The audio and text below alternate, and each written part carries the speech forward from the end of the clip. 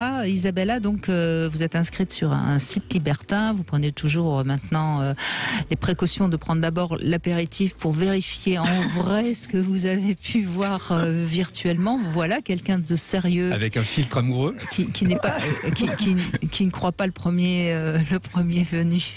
Non, et je veux voir ce qu'il a. Mon histoire a parlé à beaucoup de personnes, hommes ou femmes. Alors allez-y. Alors en fait, donc je vais commencer par un que je vais appeler P, qui m'a contacté fin mars. Je ne reconnais pas la même voix. Il m'a contacté fin mars en me disant qu'il était sur Aix en formation pour quelque temps, et puis je vais pas trop, j'ai laissé courir, je sais pas, sa fiche me plaisait sans plus. Il m'a dit je reviens dans quelques mois. Je dis moi je suis là, je suis en vacances, et donc fin mars, il est revenu fin juin, donc il s'est passé 3 mois, j'ai pas eu de nouvelles de lui. Fin juin, il me recontacte, voilà, alors, très galant, très courtois, beaucoup de compliments, mais bien tourné, c'est pas du tout vulgaire, et vraiment me complimentant sur j'ai appris après je suis ce qu'on appelle une belle femme, je suis très grande, élancée, sportive, j'ai beaucoup de sensualité malgré moi, on va dire, et c'est vrai que je plais, quoi. C'est comme ça, tant mieux. Tant mieux, voilà. Et donc il était très très impatient qu'on se voit et tout, mais en même temps il était en formation, donc il n'avait pas beaucoup de temps.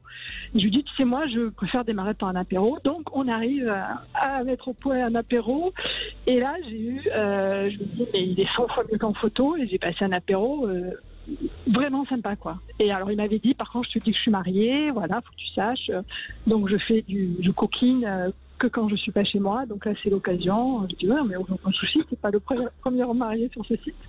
Et vraiment j'ai passé un moment, c'était fluide, c'était, il avait tout, quoi, grand, athlétique, charmant, rigolo, et j'ai eu un coup de cœur, voilà, j'ai eu un coup de cœur.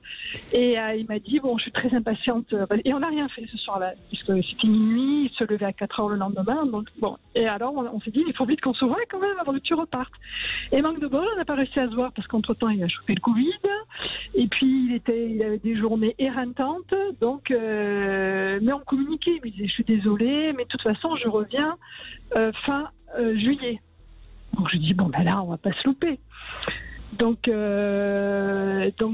j'étais pendant ce mois où il était à distance, de temps en temps on s'envoyait, je lui envoyais des photos coquines, il me répondait, il me disait mais que des choses adorables, mais très très très très très hautes aussi en même temps. J'ai envie de toi, comme ci comme ça. Enfin bref, c'était... Donc vous avez pu bien fantasmer, vous étiez tout à fait prête pour la vraie rencontre. Surtout lui en fait, il m'a dit oh là là, mais je veux pas que tu crois que je t'ai évité, je suis tellement frustrée qu'on n'ait rien fait. Enfin vraiment, il était. Je lui ai dit écoute, oui, on verra. Et donc il est arrivé. Donc ça, il était prévu d'arriver fin juillet. Et entre-temps, en parallèle, j'ai eu une conversation. C'est pareil, c'est les hommes qui initient. Moi, je ne vais pas aller chercher. Ils initient les messages. Un jeune de 20 ans, de moins que moi, un marin. Donc je vais l'appeler le marin. Pareil, une conversation très légère, mais très séduisante, je veux dire, autour pareil, tu es sublime, j'adore tes photos, telle sensualité et tout. Et là, la conversation a un peu traîné. Je lui dis, écoute, on va boire l'apéro, je bosse à Marseille, sur le Vieux-Port. Pareil, il avait qu'une photo, je peux pas dire que, on voyait pas grand-chose.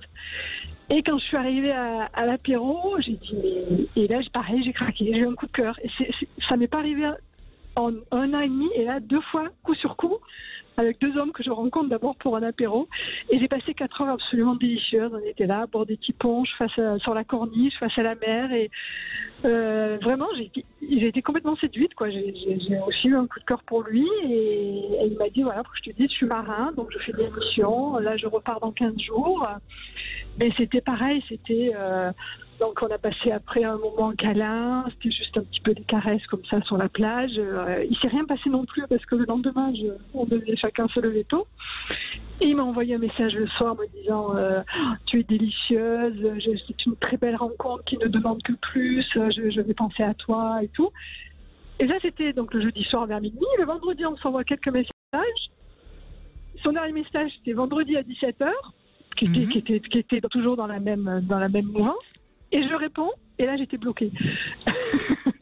Et là j'ai été bloquée, et depuis je ne peux absolument plus communiquer avec ce marin. Il Vous voulez dire que oui, c'est ça, c'est que vous n'avez plus accès à son téléphone. Il m'a bloqué, c'est-à-dire non, on communiquait par Messenger, mes messages partent directement dans la poubelle et je vois qu'ils ne sont même pas ouverts. Oui. Et je n'ai zéro explication, alors que voilà. C'est le fameux ghosting dont je parlais. C'est totalement insupportable et là c'est fréquent. Et donc ça m'a démolie. Franchement, je pensais pas réagir comme ça. J'étais à la fois en colère et triste et j'arrivais pas à pleurer. Donc là, j'ai vu aussi que j'avais un énorme blocage au niveau du plexus et du chakra du cœur que j'essaye de travailler. Et bon, c'est quand même sorti 2 fois. Et il n'y a pas moyen, j'arrive pas. Il est en mer, là, il est parti. Et je me dis, il revient dans 15 jours. Dans ces cas-là, vous savez, c'est sécurisé. Hein. Je sais pas s'il est marin marchand ou marin militaire, à mon avis plutôt militaire. Non, il est sur un ferry qui fait voilà. D'accord. Non, il a accès parce que je vois qu'il est en ligne sur Messenger. En plus, on voit quand les gens sont en ligne. Non, il est en ligne.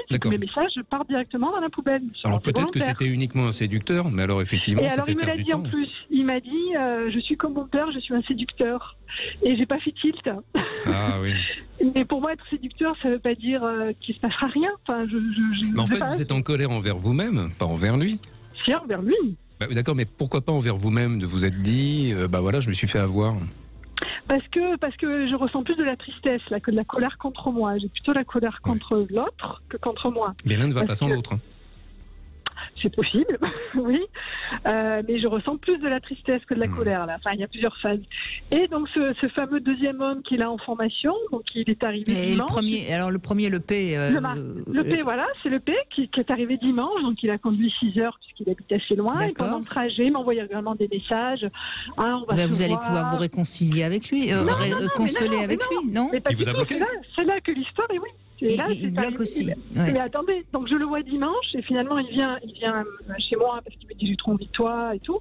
On se voit à 1h30 et c'était génial.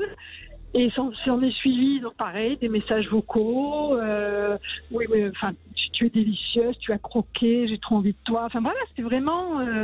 Il voulait des vidéos de moi me caressant, en prononçant son nom, donc je l'ai fait et tout.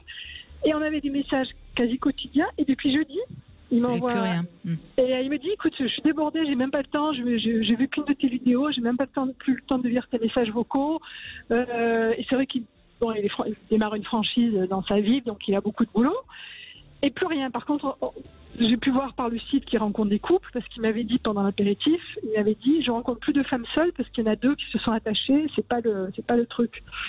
Mais moi, j'ai aucun souci avec le fait qu'il rencontre des couples. Mais voyez, et depuis jeudi, je suis bloquée et je suis allée mettre, comme je ne supporte pas de ne pas avoir de sens, déjà le plus douloureux, c'est trouver une raison, évidemment, c'est humain, et trouver un sens.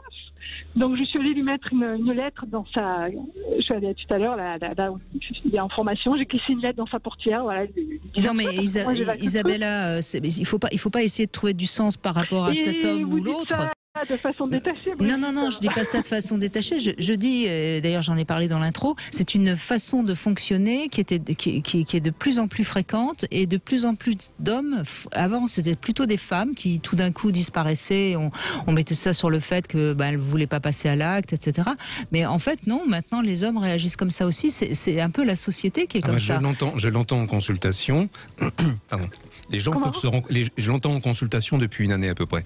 Les gens se rencontrent, ils passent de bons moments, à la limite ils échangent un baiser et pas forcément. Ensuite, il n'y a plus de nouvelles. Dans les 2 cas, on s'est embrassés, c'était fabuleux. Et ça s'arrête là. Et le marin, ça s'arrêtait là. Avec l'autre, on a couché, quoi, donc c'était plus que ça. Mais pourquoi d'un coup, depuis jeudi, il me met en silence radio total, quoi. Donc parce que pour lui, c'est terminé. Il vous a consommé et il va passer à autre chose. On est dans cette façon de considérer l'autre comme un objet. Voilà, et c'est notre société de consommation qui veut ça. Et il fantasme, c'est tout, plutôt que de passer à l'acte. Et je suis d'accord, Isabella, c'est dramatique, c'est assez insupportable parce que vous êtes un peu investi et en face, on vous a utilisé et on vous jette comme... c'est insultant en plus. Voilà, donc c'est normal que vous soyez en colère, triste aussi parce que vous étiez un petit coup de cœur. Donc tout ça, maintenant, il va falloir travailler sur vos émotions. Pourquoi pas demain avec Robert Zuilly, vous pouvez nous rappeler et il interprétera encore mieux que nous ce que vous êtes en train de traverser. Mais moi, je trouve ça lamentable, cette société... C'est-à-dire qu'on ne pense pas à l'autre, on ne le respecte pas. C'est du narcissisme il faut être droit dans ses bottes, on est négatif. d'accord. On est bien d'accord. Merci en tout cas de votre témoignage.